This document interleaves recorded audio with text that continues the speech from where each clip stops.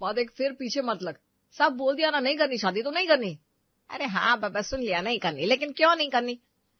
क्योंकि एक लड़की में सारी क्वालिटी नहीं हो सकती, किसी का कुछ अच्छा किसी में कुछ अच्छा है। अरे मुझे जब कोई ऐसे मिल जाएगी ना जिसमें सारे गुण हो तब करूंगा मैं शादी। समझी मेरी भोली माँ? अरे बेटा ऐसे कब तक देखता रहेगा लड़की? वैसे भी किसी से 2 घंटे बात कर लेने से थोड़ी ना पता चलता है कौन अच्छा है कितना अच्छा है, उसके लिए साथ रहना पड़ता है। वो तो रह लेंगे ना। बोलो जिस भी लड़की को मुझसे शादी करनी है मेरे साथ 1 महीना रहे, फिर मुझे लगा तो मैं शादी करूंगा, नहीं तो नहीं। अरे रोहित ये तू क्या बोल रहा है? लड़कियां कोई खिलौना नहीं है कि 1 महीने ट्राई करेगा फिर पसंद नहीं आई तो छोड़ देगा। अरे माँ मैं तो बस कुछ नहीं। तू सोच अगर किसी ने तेरी बहन के साथ ऐसा किया तो तुझे कैसा लगेगा? लड़की की इज्जत होती है बेटा, उसकी फैमिली होती है, वो अपने घर से पूरे भरोसे के साथ यहाँ आती है और तू यहाँ टेस्ट करेगा उसको? ये बहुत गलत बात है। रोहित चुप खड़ा था, उसे अभी भी माँ की बात समझ में नहीं आ रही थी। शादी में समझौता होता है बेटा, दोनों तरफ से, कोई परफेक्ट नहीं होता। साथ रहकर ही तो एक दूसरे को समझते हैं, प्यार करते हैं। माँ तू गलत समझ रही है, मैं किसी की इज्जत से नहीं खेल रहा हूँ। मैं बस इतना कह रहा हूँ कि शादी से पहले एक दूसरे को जान ले, वरना देखना कितने घर टूट रहे हैं, कितने तलाक हो रहे हैं। हाँ वो तो है। और माँ मैं तो खुलकर बोल रहा हूँ, मैं कोई धोखा नहीं दे रहा हूँ। जो लड़की राजी होगी वही आएगी, उसकी मर्जी होगी तभी तो, मैं जबरदस्ती थोड़ी ना करूंगा। हाँ बेटा तेरी बात में भी दम है। आजकल के जमाने में शादी से पहले समझना जरूरी भी है, लेकिन क्या माँ? लेकिन ये भी तो सच है ना, कोई बाप अपनी बेटी को ऐसे नहीं भेजेगा बिना शादी के 1 महीने रहने के लिए। समाज क्या कहेगा, लोग क्या बोलेंगे, ये सब सोचना पड़ता है ना बेटा। तू बता कौन सी लड़की का बाप मानेगा? माँ तू मुझ पर छोड़ दे, मैं ढूंढ लूंगा। रोहित ने कई घरों में लड़कियां देखी, हर जगह जब उसने अपनी शर्त रखी तो लोगों ने मना कर दिया, कुछ ने तो घर से निकाल दिया। लेकिन रोहित हार मानने वाला नहीं था। एक दिन वो एक छोटे से मकान में पहुंचा। लड़की का नाम था प्रिया। उसके पिता एक छोटी सी दुकान चलाते थे। घर की हालत देखकर ही पता चल रहा था कि बहुत गरीब है।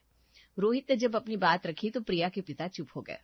देखो बेटा हम गरीब लोग हैं, प्रिया हमारी इकलौती बेटी है, तुम्हारा घर अच्छा है, तुम पढ़े लिखे हो, नौकरी करते हो, हमें तो ये रिश्ता बहुत अच्छा लग रहा है। अगर तुम 1 महीना में तय कर लोगे तो हमें कोई दिक्कत नहीं है। लेकिन पापा। बेटा चुप रहे, ये मौका हाथ से नहीं जाने देना है। प्रिया की आंखों में आंसू आ गए लेकिन उसने कुछ नहीं कहा। कुछ दिन बाद रोहित एक और लड़की से मिला, नाम था सोनिया। सोनिया देखने में बहुत साधारण थी, सांवली, मोटी, चश्मा लगाया। रोहित ने जब शर्त रखी तो सोनिया ने धीरे से कहा, ठीक है मुझे मंजूर है। लेकिन तुम्हारे माँ बाप? वो मान जाएंगे। देखिए मैं जानती हूँ मैं सुंदर नहीं हूँ, मुझसे कोई शादी नहीं करना चाहता। पिछले 3 साल से घर वाले रिश्ते ढूंढ रहे हैं, हर जगह से मना हो जाता है। अगर आप मुझे एक मौका दे रहे हैं तो क्यों ना मैं लूं। रोहित को सोनिया की बात सुनकर थोड़ा अजीब लगा लेकिन उसने हाँ कह दिया। फिर कुछ हफ्तों बाद रोहित की मुलाकात हुई नेहा से। वो बहुत शांत और सीधी लड़की थी।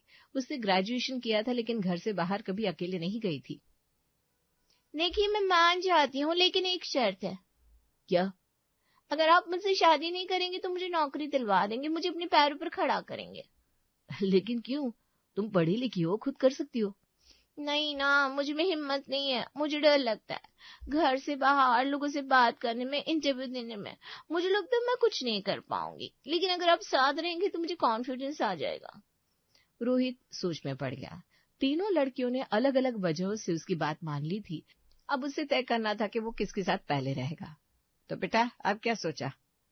माँ पहले प्रिया को ही बुला लेते हैं, 1 महीना उसके साथ, फिर सोनिया, फिर नेहा। ठीक है, लेकिन याद रखना ये लड़कियां तेरे एक्सपेरिमेंट नहीं है, इनकी भी फीलिंग्स है। हाँ माँ मैं समझता हूँ। अगले हफ्ते प्रिया अपने छोटे से बैग के साथ रोहित के घर आ गई।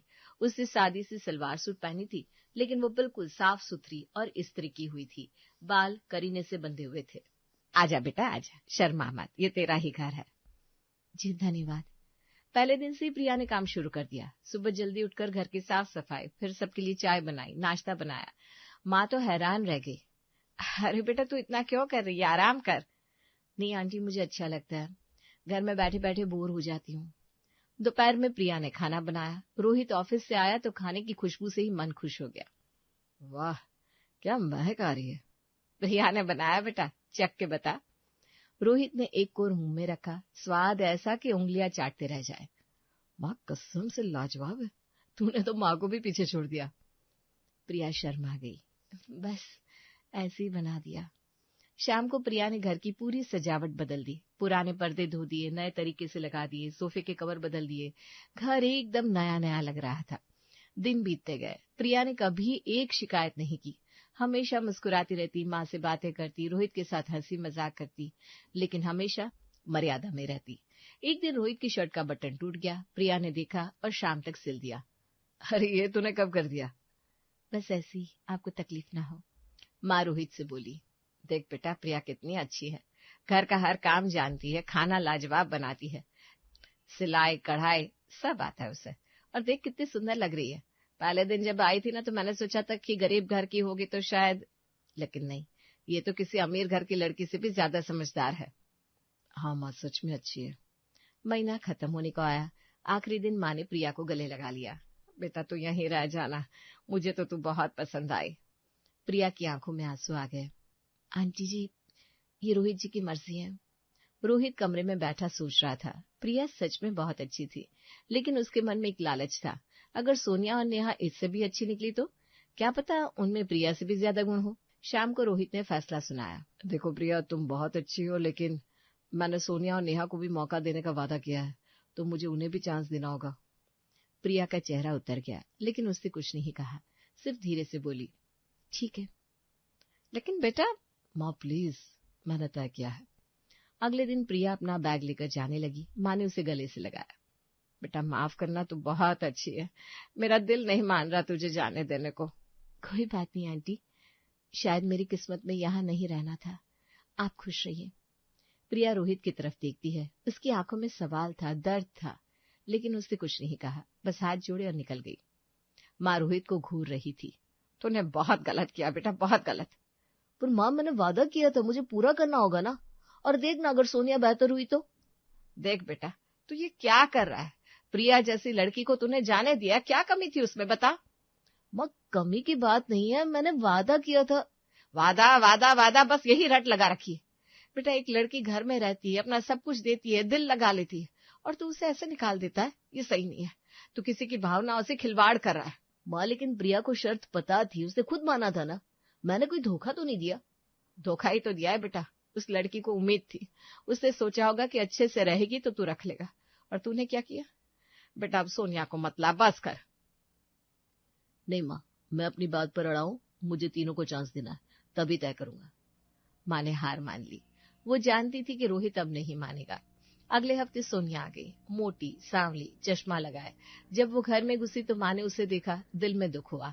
ये लड़की भी शायद प्रिया की तरह दुखी होगी। नमस्ते आंटी। आ बेटा, आजा। सोनिया, तुम्हारा कमरा वो रहा, फ्रेश हो जाओ।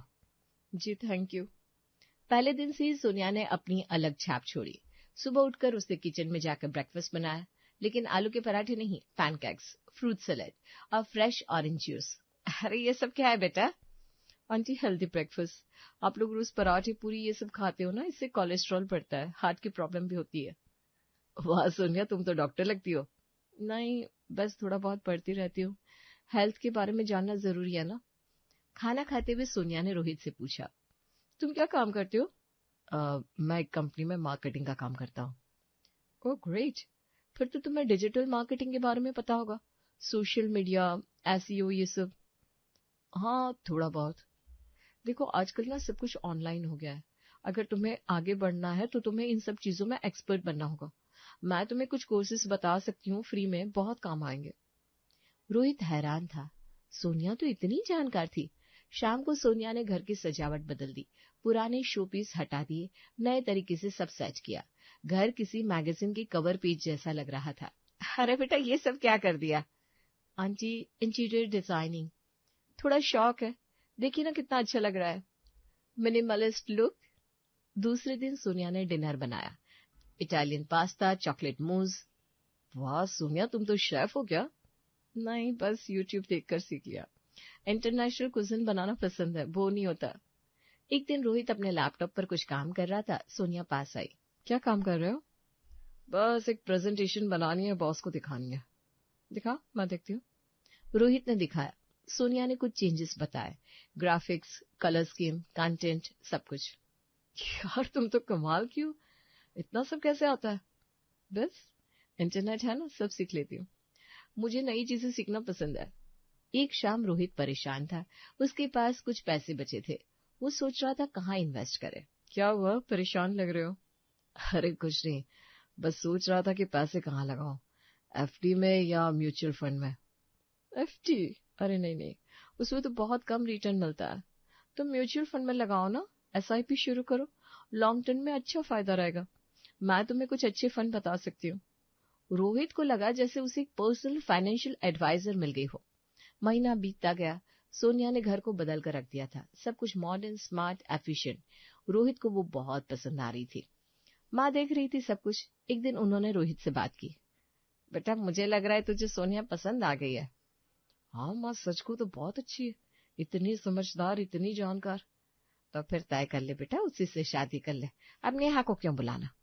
माँ, लेकिन मैंने वादा किया है। और देखना, प्रिया भी अच्छी थी, सोनिया भी, क्या पता नेहा और भी बेहतर हो। अरे बेटा, तो फिर वही बात कर रहा है, तू लड़कियों को कंपेयर कर रहा है, ये सही नहीं है। माँ, मुझे नेहा को भी चांस देना है। मैंने 3 को कहा है तो तीनों को देखूंगा, उसके बाद तय करूंगा। तो सोनिया को भी दुखी करेगा? अरे नहीं माँ, मैं किसी को दुखी नहीं करना चाहता, बस अपने लिए सही चुनाव करना चाहता हूँ। माँ चुप हो गई।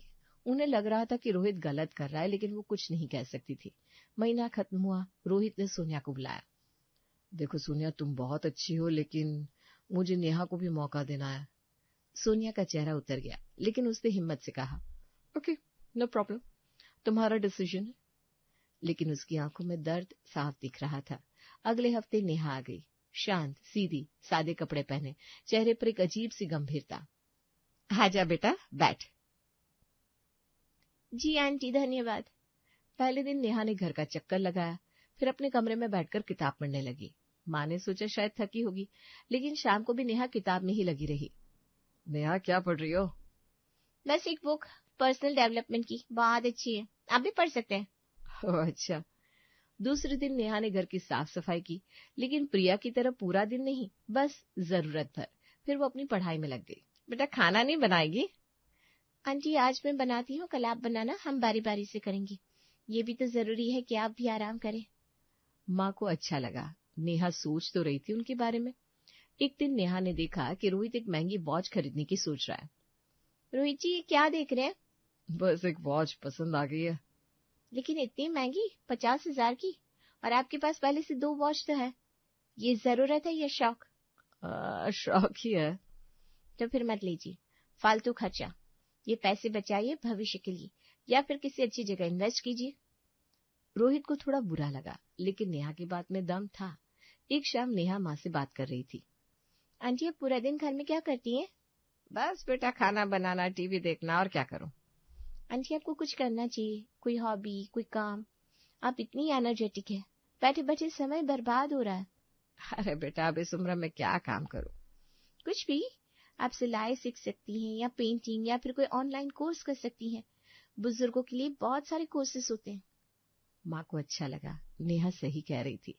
कुछ दिन बाद नेहा ने घोषणा की, रोहित जी, मैंने एक जॉब ज्वाइन कर ली है। क्या? कैसे? ऑनलाइन अप्लाई किया था, इंटरव्यू दिया, सिलेक्ट हो गई, कल से जाना है। लेकिन नेहा, तुम तो कहती थी तुम्हें डर लगता है, कॉन्फिडेंस नहीं है।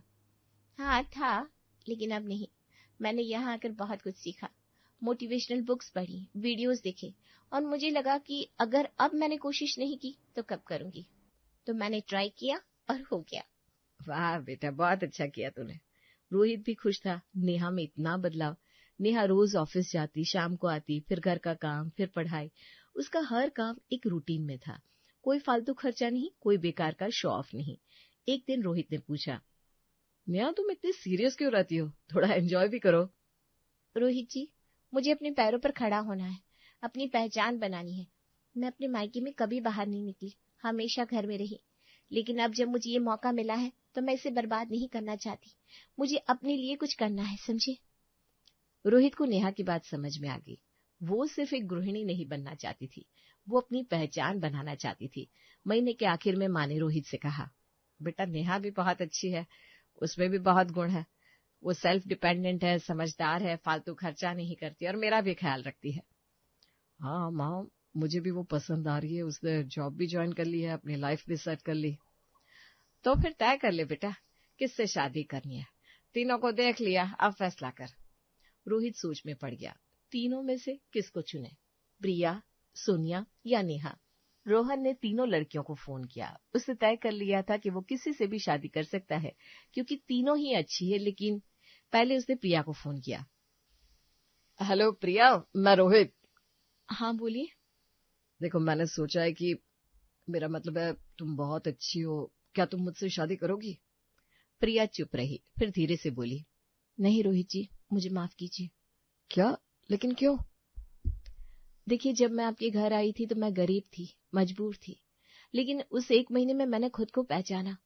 मुझे लगा कि मुझ में इतने गुण तो है कि मुझे किसी ऐसे इंसान का इंतजार करना चाहिए जो मुझे सच में वैल्यू करे, ना कि किसी एक्सपेरिमेंट की तरह रखे। आपने मुझे जाने दिया, इसका मतलब आपको मेरी वैल्यू समझ में नहीं आई, तो सॉरी, मुझे शादी नहीं करनी। रोहित का मुंह खुला रह गया। उसे सोचा नहीं था कि प्रिया ऐसा कहेगी। फिर उसने सोनिया को फोन किया। हेलो सोनिया, मैं तुमसे शादी करना चाहता हूँ। सोनिया हंसी। रोहित थैंक्स, लेकिन नो थैंक्स। क्या मतलब? देखो रोहित, मैं जानती हूँ मैं सुंदर नहीं हूँ, लेकिन उस 1 महीने में मुझे एहसास हुआ कि मैं बहुत कुछ जानती हूँ। मैं स्मार्ट हूँ। मुझे किसी ऐसे पार्टनर की जरूरत है जो मेरे दिमाग को रिस्पेक्ट करे, ना कि सिर्फ मेरी स्किल्स का फायदा उठाए। तुम्हें मुझसे सिर्फ काम चाहिए था, प्यार नहीं। तो सॉरी, मुझे अपने लिए बेहतर मिलेगा। रोहित का दिल बैठ गया। अब उसने नेहा को फोन किया। नेहा प्लीज, मैं तुमसे शादी करना चाहता हूँ।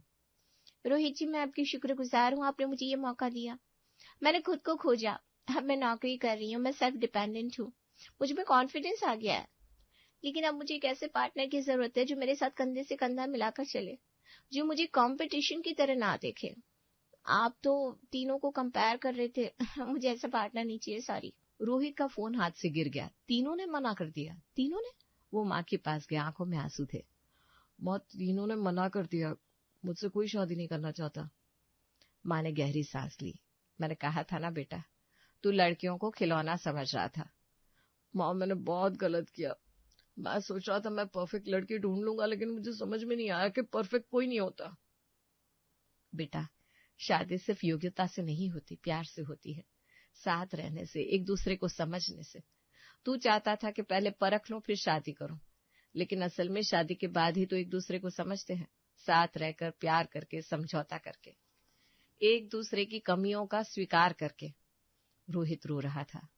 माँ, मैंने 3 लड़कियों की जिंदगी से खिलवाड़ कर दिया, उन्हें दुख दिया, और अब मैं अकेला रह गया। माँ ने उसके सिर पर हाथ रखा।